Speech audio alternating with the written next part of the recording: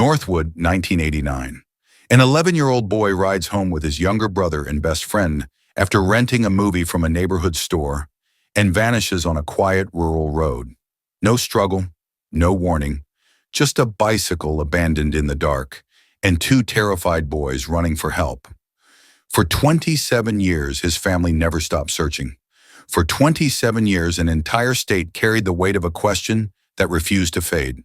Then decades later, a quiet confession finally revealed the truth. A truth that had been buried in the cold Minnesota soil since that night. This is the heartbreaking story of Daniel Harrow, the boy who disappeared in an instant, and the mystery that haunted Minnesota for nearly 3 decades. How did this case finally unravel after so many years? Stay with us. Before we begin, if you appreciate thoughtful, in-depth true crime investigations like this one, please take a moment to like this video and subscribe to Crimes Unsealed. Your support helps us continue to tell these important stories with the care, accuracy, and respect they deserve. And if you feel comfortable, we invite you to share your thoughts in the comments below. Every voice helps keep these stories alive and helps us honor the families who spent years searching for answers. Thank you for being here. Let's begin. It was a quiet Sunday evening on October 22nd, 1989, in the small rural community of Maple Hollow, Minnesota, the kind of place most people drove past without ever noticing. A cluster of streets, a few dozen homes, a red brick church at the center of town, and a single dairy store where children gathered after school to trade baseball cards and buy penny candy. Life here moved slowly, predictably, with a rhythm that rarely changed season to season. Earlier that day, families raked crisp golden leaves into piles under the soft autumn sun. Mothers hung flannel shirts on backyard clotheslines, hoping they would dry before the cold front moved in. Fathers tinkered with car engines or stacked firewood for the winter ahead. Children played tag on front lawns or pedaled their bikes down the gravel roads, their laughter echoing faintly between the rows of towering pines. By late afternoon, the temperature dipped, carrying with it the earthy scent of wet leaves and distant wood smoke. Porch lights began turning on, one by one, soft amber halos glowing through the encroaching dusk. A lone pickup truck rattled down County Road 47, tires crackling over gravel, dust trailing behind it like a faded ribbon. Somewhere a dog barked, a sound so familiar and routine that no one paused to notice. Maple Hollow wasn't the kind of town where parents worried about letting their kids out after dinner. It wasn't the kind of place where tragedies lingered in memory, or where you second-guessed routine decisions. People left their doors unlocked. Children rode their bicycles miles from home without supervision. Everyone knew everyone, and everyone trusted everyone. That was the unspoken agreement in towns like this. Safety was assumed, not earned. As the sun dipped lower, the sky shifted to a bruised purple, streaked with shades of rose and fading orange. In the Harrow household, 11-year-old Daniel Harrow finished his dinner quickly, eager to get out the door. His younger brother, Caleb, practically bounced with excitement, and their best friend, Jonah Reed, waited near the driveway with his bike, tapping his foot impatiently. The boys had made plans to ride to the local convenience store, something they had done dozens of times before. Inside, Daniel's mother wiped down the kitchen counters and called after them in a voice filled with the casual concern of routine motherhood. "Be home soon, all right?" It wasn't a warning. It wasn't fear. It was the kind of reminder spoken thousands of times in homes across America. Gentle, automatic, said out of habit rather than worry. The boys pulled on their jackets, stepped onto the cool porch, and rode off into the evening with the ease of children who believe the world is still predictable. Their bike tires cut quiet lines into the thin layer of dust on the gravel road. Leaves rustled in the wind. A far-off owl called from the woods. Everything felt familiar, safe, entirely ordinary. And that was the power of Maple Hollow. Nothing ever felt out of place. As the small convenience store sign flickered in the distance, its neon glow soft against the gathering night, the boys laughed, raced, and skidded to a stop just before the entrance. They pushed open the glass door, greeted by the warm hum of fluorescent lights and the sugary smell of candy and popcorn. The store clerk offered a casual wave, barely looking up from his crossword puzzle. It was the same wave he had given them every Sunday evening for years. No one could have guessed that this would be the last time anyone in Maple Hollow saw Daniel Harrow alive. In this quiet town, on this ordinary autumn evening, life felt as stable as the changing seasons.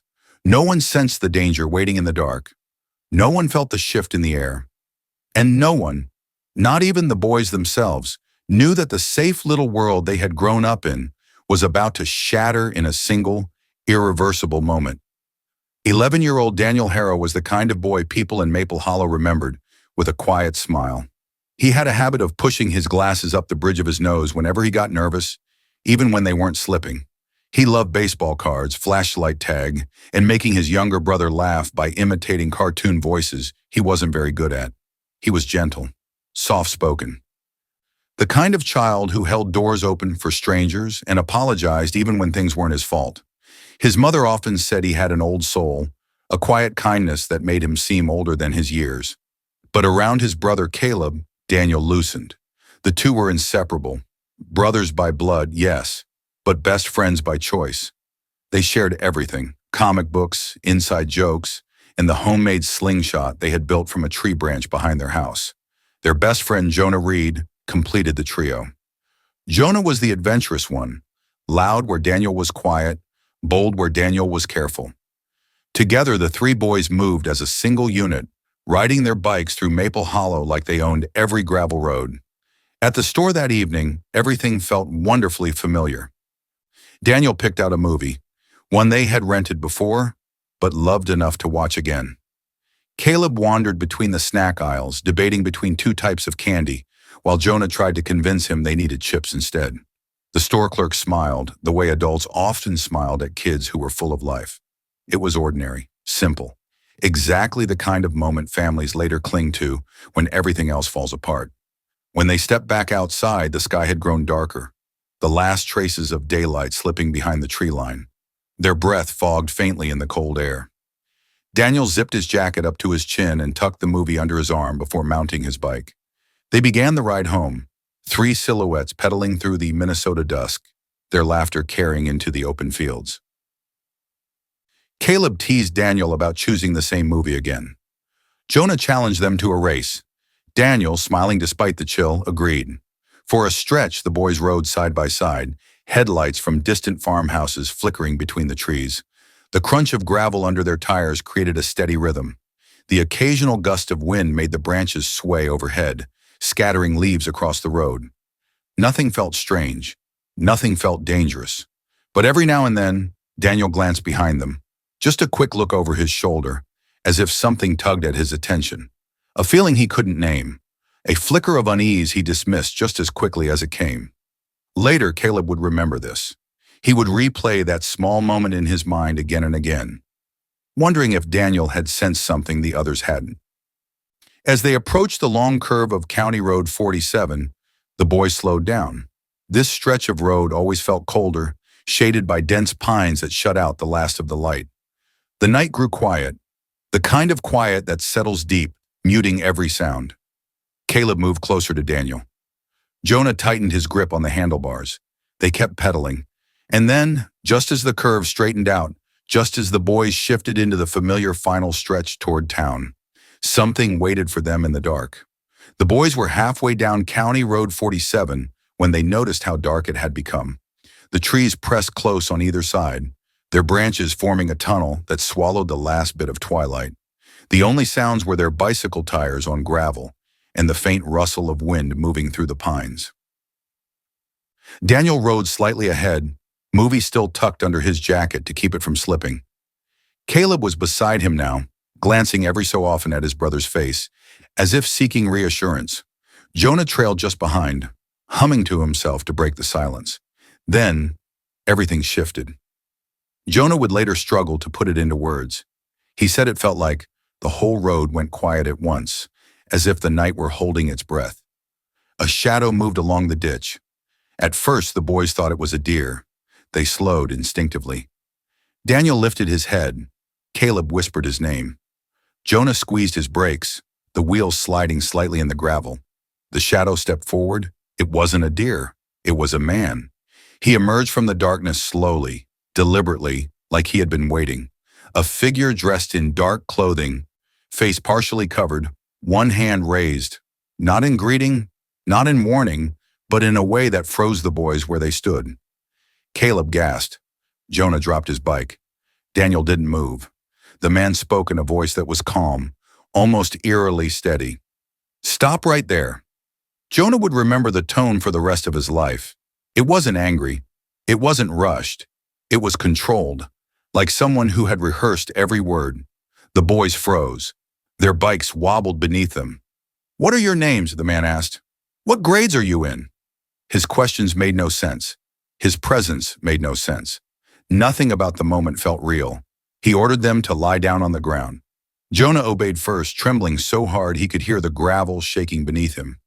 Caleb followed, his small hands pressed flat against the cold dirt. Daniel hesitated, just for a second, until the man repeated himself, sharper this time. The three boys lay side by side, the night air biting at their cheeks, their breasts turning white against the darkness. The man walked slowly along the row, asking again, "How old are you? Who do you live with? Where are you going?" He paused over Daniel. Jonah risked a glance upward. He saw the man's shoes turn fully toward Daniel.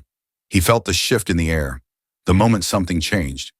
Then came the words that tore the three boys apart. "You two, run. Don't look back." Caleb lifted his head. "Daniel," he whispered. But Daniel didn't move. The man reached down, gripping Daniel by the sleeve. "Go!" he barked. Jonah scrambled to his feet. Caleb stumbled after him. Their legs moved before their minds could catch up, sprinting down the road in blind panic. Jonah's chest burned. Caleb sobbed his brother's name as he ran. They did what they were told. They didn't look back, but they heard something. A sound Jonah could never fully describe. A sound Caleb would replay in nightmares for years. By the time they reached the nearest house, pounding on the door with shaking fists, their voices barely formed the words, "Someone took Daniel." That was the moment Maple Hollow changed forever. The call reached the Maple Hollow Sheriff's Department at 8:41 p.m. Jonah's voice cracked so hard the dispatcher could barely understand him. Caleb was crying in the background, repeating his brother's name over and over, as if saying it would somehow pull Daniel back. Within minutes, the quiet little road that had always felt safe filled with flashing lights. Deputies arrived first, then State Patrol, then investigators from the nearby county. The boys were wrapped in blankets and taken to a squad car, where they tried to explain what happened. Their sentences came out tangled, breathless, raw. Caleb kept asking when they could go home. Jonah shook his head every time someone asked him to repeat the man's description. No one knew what to make of the story. But the one thing everyone understood immediately was this: an 11-year-old boy was missing, and every minute mattered. County Road 47, usually silent by night, transformed within an hour. Yellow tape stretched across the ditches. Officers knelt in the gravel with flashlights, searching for footprints, tire marks, anything. Sheriff's deputies walked the tree line, calling Daniel's name into the darkness. Daniel's bicycle lay on its side exactly where Caleb and Jonah said it would be. One handlebar bent, the movie he had rented earlier, still tucked under his jacket. The sight of it made one of the deputies pause longer than he meant to. It felt wrong in a way that stuck with people. Back at the Harrow home, Daniel's mother answered the phone thinking it would be her boys checking in. Instead, she heard a voice asking if she was Daniel Harrow's mother. She dropped the phone. Neighbors later said they heard her scream from across the yard. She arrived at the road moments later, still wearing her slippers, her face ghost white. Officers tried to keep her back from the scene, but when she saw the abandoned bicycle, she collapsed to her knees in the gravel. Caleb broke free from the deputy holding him and ran to her, sobbing into her shoulder. The sight of the two of them, mother and son clinging to each other under the harsh glow of red and blue lights, stayed with every officer who witnessed it. It would become the enduring image of that night. By 10 o'clock, the search was underway. Dozens of volunteers arrived first, many still in pajamas or jackets, pulled hastily over nightclothes. They brought flashlights, lanterns, anything that could cut through the darkness.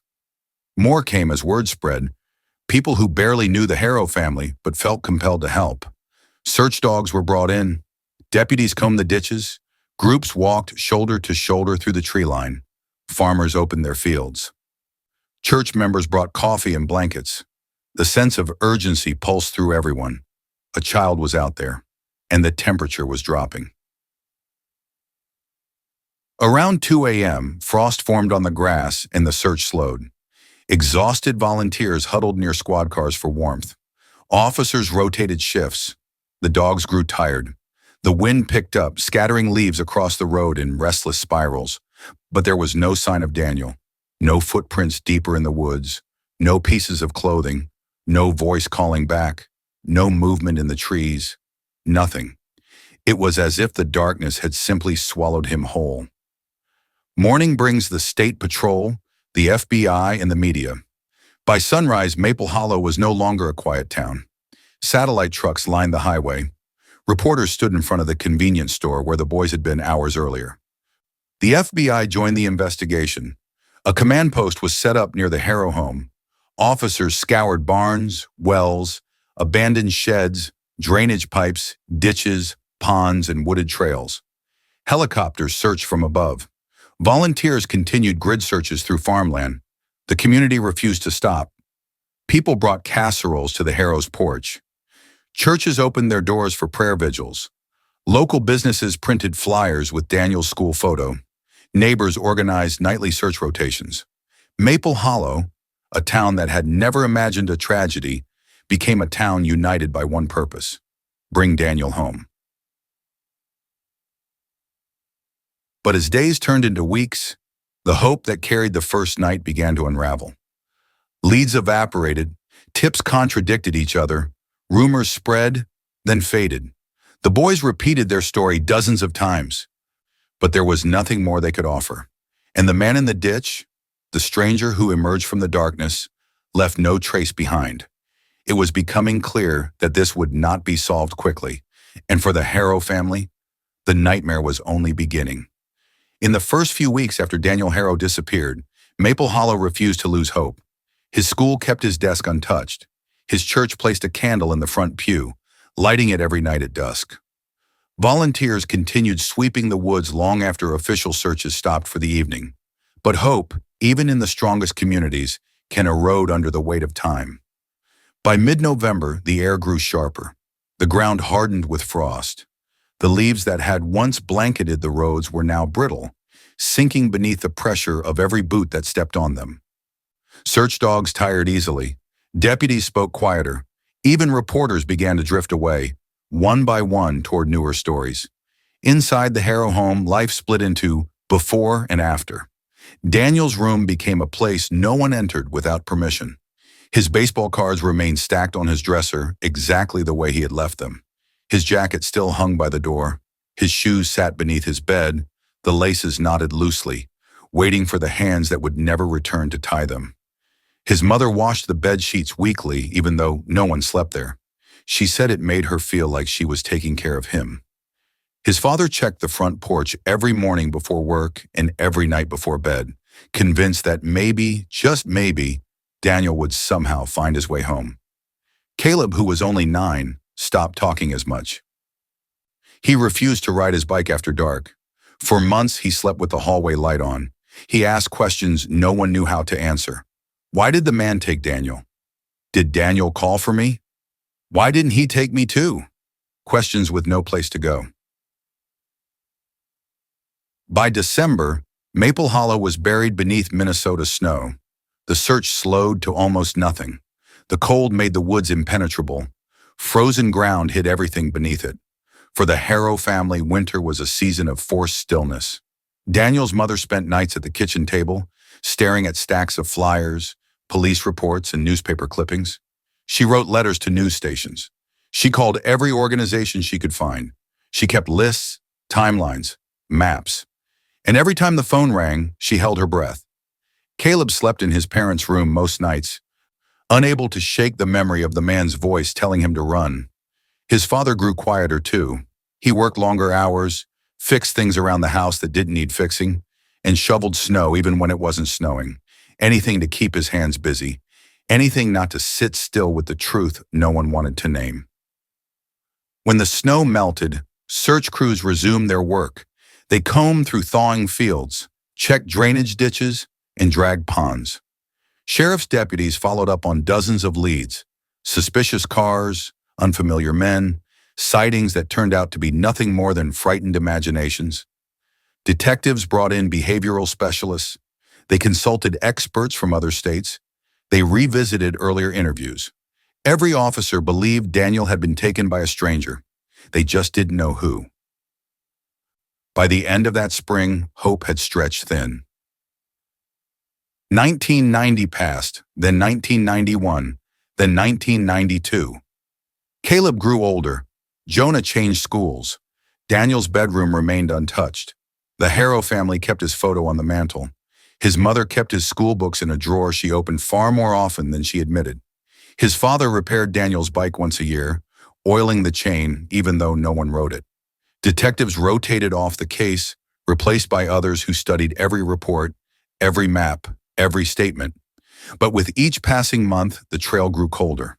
People in Maple Hollow still talked about Daniel, but the conversations took on a softer, more fragile tone. Some whispered that he might still be alive.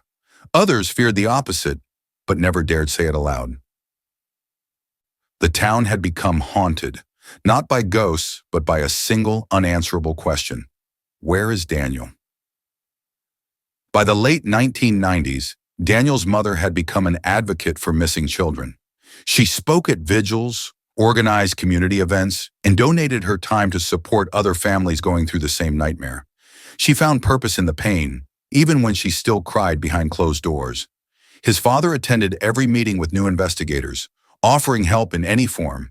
He kept binders of information, maps, names, timelines, theories. He never stopped searching. Caleb, now a teenager, carried a different kind of weight. He felt a guilt no child should ever feel. The guilt of surviving, the guilt of running, the guilt of not being able to stop what happened. In quieter moments, he confessed to friends that he remembered Daniel looking back at him during those final seconds on the road. He remembered the hesitation, the brief glance, the silent plea. It stayed with him, always. Internet forums began to discuss Daniel's case. Radio stations devoted episodes to it. Cold case experts revisited it. Documentaries mentioned it in passing. But there was never a breakthrough, never a confession, never a new clue strong enough to pull investigators toward the truth. Then came the anniversary years: 5 years, 10 years, 15 years. Each one reopened wounds the family had tried to manage. Each one brought new searches, new interviews, new hope. Each one ended the same way: silence. Until in the fall of 2016, something changed. An arrest in a nearby town. A name investigators knew. A man with a history of offenses that narrowed everyone's focus. A man whose past overlapped with the night Daniel vanished. And for the first time in 27 years, the truth began to surface. While Maple Hollow searched, prayed, and waited for answers, another life continued quietly only a few towns away. An existence hidden behind a man who blended in so seamlessly that most people who met him never gave him a second thought. His name was Marcus Hale. He had lived in Ashwood Valley, a small community less than half an hour from Maple Hollow, since the late 1980s. On the surface, he lived an ordinary life: odd jobs, seasonal work, a small rented property on the edge of town. People described him as quiet, withdrawn, someone who kept to himself but never caused trouble. He was the kind of man who slipped through life without attracting attention, the kind of man whose silence read as shyness, the kind of man no one would ever suspect. But beneath that quiet exterior was a pattern investigators would only discover decades later, a pattern that stretched back years before Daniel disappeared. In 1984, a boy in Ashwood Valley reported being followed by a stranger while walking home from school. The description was vague. No one was arrested. The case faded quickly. In 1986, a child near the local park told police that a man in dark clothing had approached him and asked questions that didn't feel right. Again, no arrest. Again, no progress. And in 1988, 1 year before Daniel vanished, Two boys reported being chased by a man who stepped out of the woods on a rural road. They ran, hid behind a shed, and the man eventually disappeared. Their story was taken seriously, but no suspect was ever identified. At the time, none of these incidents were connected. They were treated as isolated reports in small towns where things like this weren't supposed to happen. The dots didn't connect until decades later. During the 1990s and early 2000s, Marcus Hale drifted through life quietly. He changed addresses several times, moved between part-time jobs, and remained largely unseen. He paid bills in cash, avoided attention, and kept few relationships. He lived like a shadow. Neighbors remembered him as polite but distant. Store clerks described him as barely noticeable. Co-workers recalled that he rarely spoke unless spoken to. He never acted suspiciously enough for anyone to call the police. He never made a scene. He never drew attention. He simply lived on the margins, hidden in plain sight. And while Maple Hollow held vigils for Daniel, while his parents searched tirelessly, while Caleb carried the weight of that night into adulthood, the truth remained buried in Marcus's silence. In 2015, that silence finally cracked. The turning point came when federal investigators in Ashwood Valley began looking into a separate case, one that led them to Marcus's doorstep. During routine interviews, his name resurfaced, his history resurfaced, and an old investigative file from the Daniel Harrow disappearance was quietly pulled from storage for review. What investigators discovered was unsettling. Marcus had lived within the exact radius behavioral specialists believed the offender would reside. He had been known to frequent the area where Daniel disappeared, and his past, once dismissed as minor encounters, now formed a pattern impossible to ignore. For the first time in nearly 3 decades, Marcus Hale became more than a name in a file. He became a person of interest. But it wasn't until the following year, after weeks of questioning and mounting pressure, that Marcus did something no one expected. He asked to speak to investigators alone, and with a trembling voice, he began to describe a night in October 1989, a night he said haunted him ever since, a night he had never spoken of aloud, a night that changed the Harrow family forever. It was the first crack in the silence, the beginning of the truth, the moment the 27-year mystery finally began to unravel. The breakthrough in the Daniel Harrow case didn't come from a new witness, or a sudden tip, or even a piece of physical evidence. It came from a different investigation entirely, one that had nothing to do with Maple Hollow at first. In early 2015, federal investigators in Ashwood Valley began looking into a separate series of offenses. During that investigation, the name Marcus Hale resurfaced, the same name that had appeared in several old case files, including the disappearance of Daniel Harrow. At first, it was just a formality, an interview, a routine conversation with a man who had quietly hovered at the edges of past reports but had never been charged with anything. But the moment investigators sat across from Marcus, they noticed something. He avoided eye contact. His hands trembled. His answers were short, clipped, practiced, as if rehearsed too many times. They asked about October 19th, 1989. He froze. They asked if he remembered the boys riding down County Road 47. He swallowed hard. They asked if he had ever been in Maple Hollow that night. He said he couldn't recall. The investigators exchanged glances. People don't forget the night an 11-year-old boy disappears in a small town. They don't forget where they were. They don't forget the chaos, the news coverage, the search teams. Marcus not remembering was in itself a kind of answer. The interviews continued over the following weeks. Each time Marcus grew quieter, twitchier, more worn down by the pressure building around him. Investigators weren't forceful. They weren't aggressive. They simply laid out the facts, old reports, witness statements, timelines, maps of the area from that night. Piece by piece, the past closed in. Finally, on a cold morning in September 2016, Marcus asked for a moment alone with one of the lead investigators. He looked exhausted.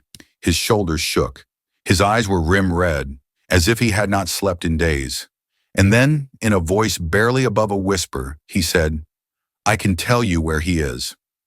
Those 7 words ended 27 years of silence. Investigators sat with him for hours as he explained what he had kept hidden for nearly 3 decades. He didn't offer dramatic speeches. He didn't try to justify anything. He spoke in short sentences, stopping often. struggling to continue. He said he had been on County Road 47 that night. He said he had seen the boys. He said he approached them before he realized what he was doing. And he said the truth had weighed on him ever since. When investigators asked where Daniel was, Marcus gave them a location. A quiet patch of farmland on the outskirts of Ashwood Valley. A place no one had ever thought to search. A place that held the answer the Harrow family had waited for all these years. A search team assembled immediately, state patrol, investigators, sheriff's deputies, a forensic team brought in quietly without alerting the media. They followed Marcus to the property, walked behind him in silence, watched as he pointed to a specific patch of ground near an old tree line. The world felt still in that moment, breathless, suspended between hope and heartbreak. It didn't take long. Within hours, investigators confirmed what they already sensed.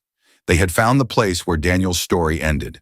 The 27-year mystery of Maple Hollow had finally broken open, and the truth, long buried beneath the cold Minnesota soil, was finally brought into the light. The news reached the Harrow family before the rest of Maple Hollow. A quiet knock on the door. 2 investigators standing on the porch. A look in their eyes that told the truth long before their words did. 27 years after he vanished, Daniel Harrow had finally been found. His mother didn't cry at first. She simply closed her eyes, laid a hand over her heart, and whispered his name. A name she had spoken every night before bed since 1989. His father sat down carefully as if the weight of the news might break him physically. Caleb, now a grown man, covered his face with both hands and leaned forward, shaking silently. They had lived in uncertainty for so long that even answers came with their own kind of pain. But for the first time in decades, the questions finally had an ending. Investigators cordoned off the rural property where Marcus Hale had led them. They worked slowly, respectfully, documenting every inch of the area. The air was still. No media, no crowds, no noise. Just a team of professionals determined to bring a long-missing child home. A small memorial formed at the edge of the field within hours, placed quietly by officers who had worked the case when they were young, now returning with gray hair and weathered hands.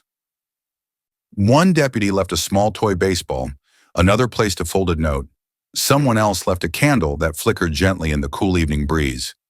It was the kind of silent tribute investigators give when a case becomes part of their lives. When news of the discovery was confirmed, Marcus Hale sat in an interview room with his hands folded tightly, staring at the table. He didn't ask for a lawyer. He didn't deny anything. He simply nodded when investigators reviewed his earlier statements. He signed a full confession. There was no dramatic outburst, no attempts to shift blame, no long explanations. Just a man finally facing the truth he had avoided for nearly 3 decades. For investigators, the most striking thing wasn't what he said, but how long he had managed to hide the truth. When Maple Hollow received the official announcement, the town fell silent. Businesses paused. Schools held moments of reflection. Church bells rang softly at noon the next day. For 27 years, the community had kept Daniel's memory alive. Candlelight vigils, missing posters preserved in binders, school projects dedicated to him, prayers whispered quietly in pews. Now they were grieving him properly. Not the possibility of him, not the hope of him, but the real child they lost. Neighbors stopped by the Harrow home with casseroles, flowers, letters, and embraces. Some couldn't find the right words. Others said nothing at all, only held hands, exchanged soft nods, and stood in quiet solidarity. For Caleb, the discovery reopened everything he had locked away since the night he ran down County Road 47. The guilt he carried, the fear he'd never spoken aloud, the sound he heard as he fled, the sound that had stayed with him for 27 years. When investigators confirmed the truth, Caleb didn't collapse. He didn't scream.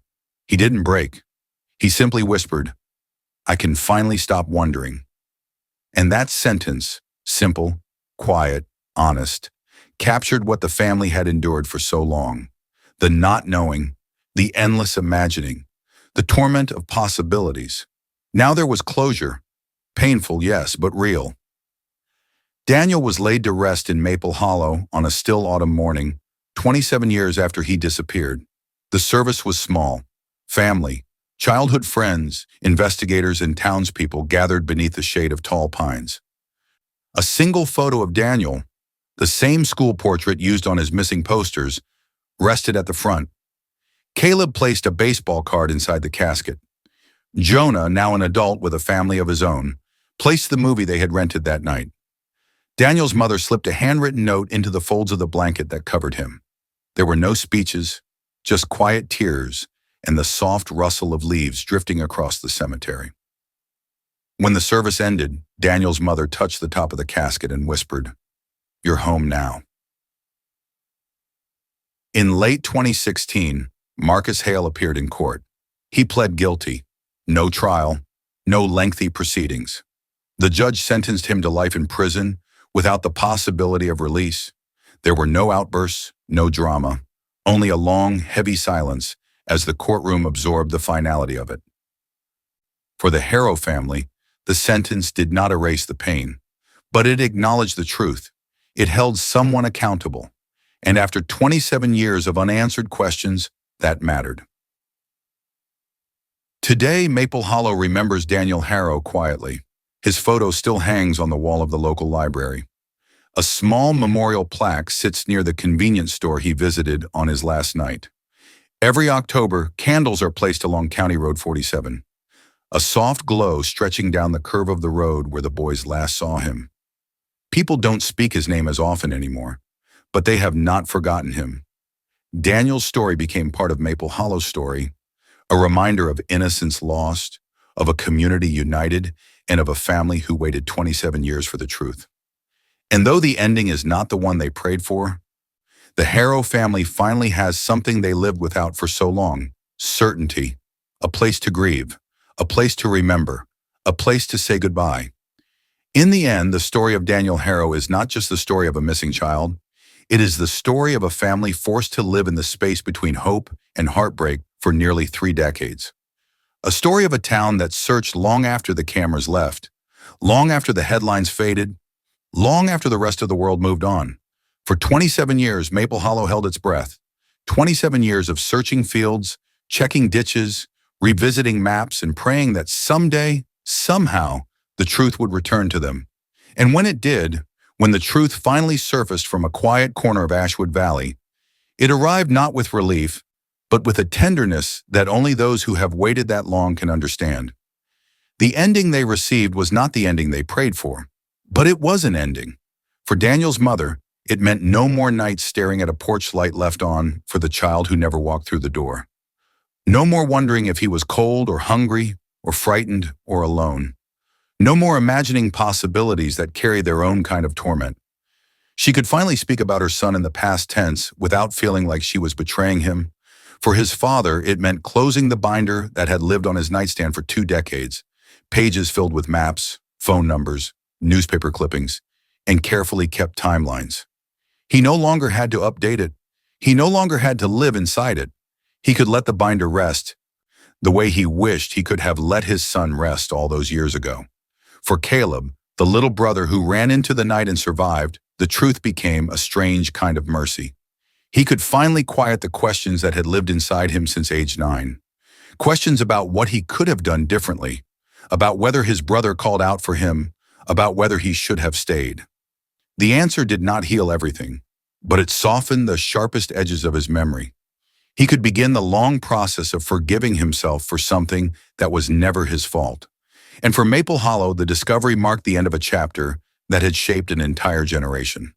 Parents who once allowed their children to roam freely became more cautious. Families who once trusted in the town's quiet safety began locking their doors at night. The disappearance of one child changed the rhythm of an entire community. And when Daniel was finally found, Maple Hollow collectively exhaled, for the first time in 27 years.